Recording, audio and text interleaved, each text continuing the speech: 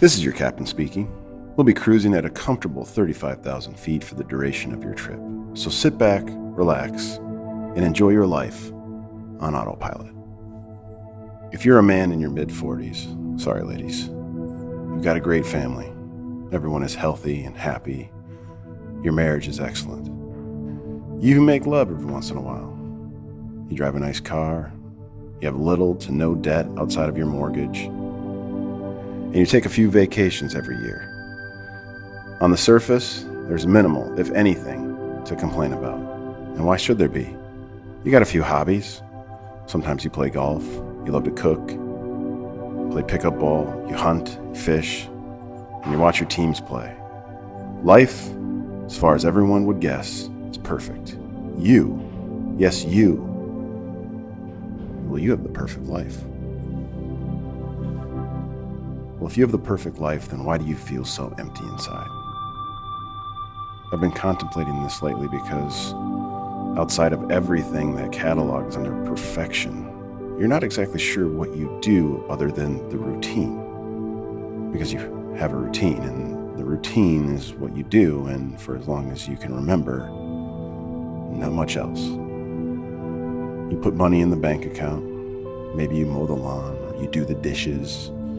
Sometimes you take out the trash, fix a few things when you can around the house.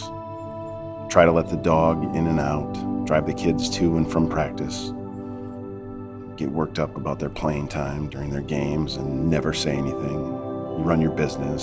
Sometimes you organize the garage. You shop for things you don't need. You fight with strangers about politics. You go to church. You read all the business books. You make love to your wife once in a while. You watch your teams win, but mostly you watch them lose. You play fantasy football. Occasionally you go to a show or you have a night out. Then every once in a while you end up on the phone, way too late at night, or right in the middle of something you're supposed to be doing, reminiscing with an old friend about the way life used to be, and wonder what happened to you. Because now, in your mid-40s, everything seems to hurt more.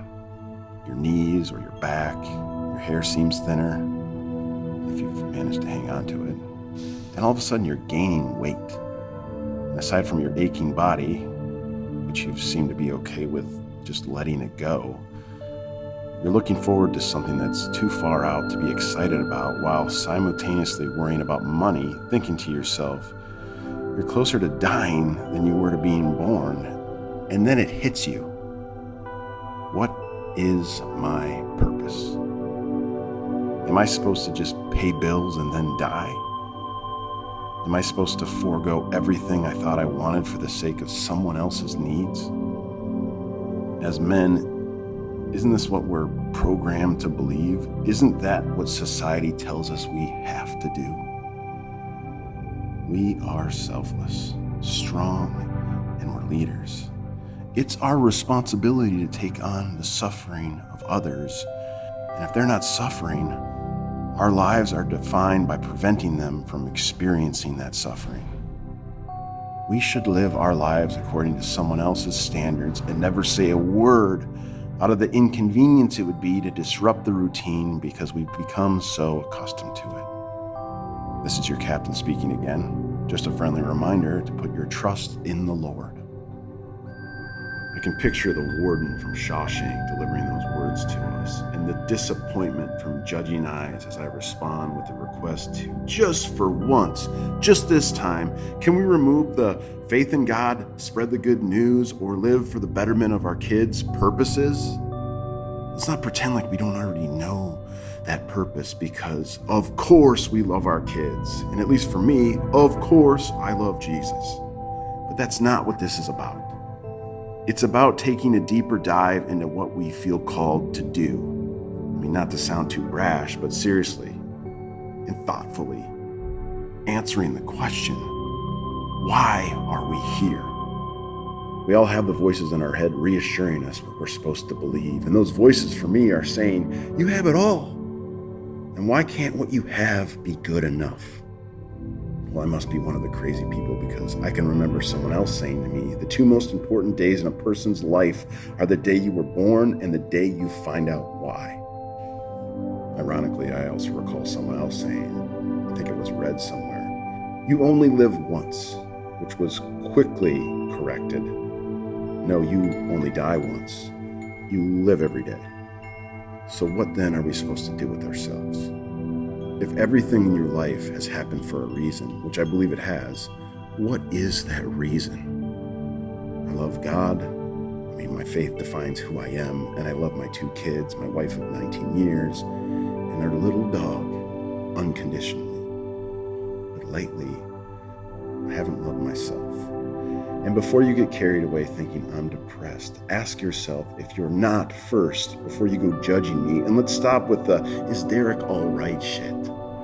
Yes, I'm fine. Nothing is going to happen. I'm not going to harm myself, and nothing terrible is going to happen either.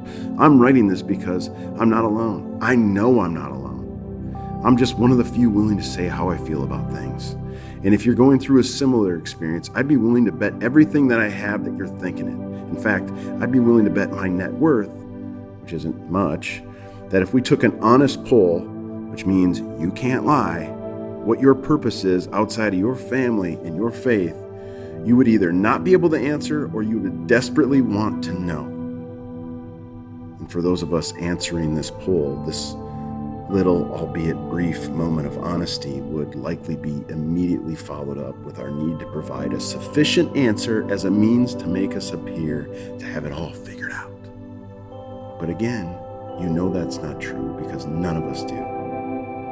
None of us have it figured out. Tonight after work, you're barely going to have time to change out of your work clothes. You're going to rush to your kid's game. You're going to pray that they play well and probably get mad about something you have no control over.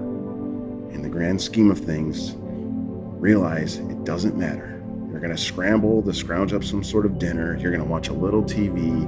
Maybe you're going to take out the trash, and you're going to fall asleep on the couch watching Thursday night football, only to wake up again tomorrow and hit the repeat button like it's a frickin' sequel to Groundhog's Day.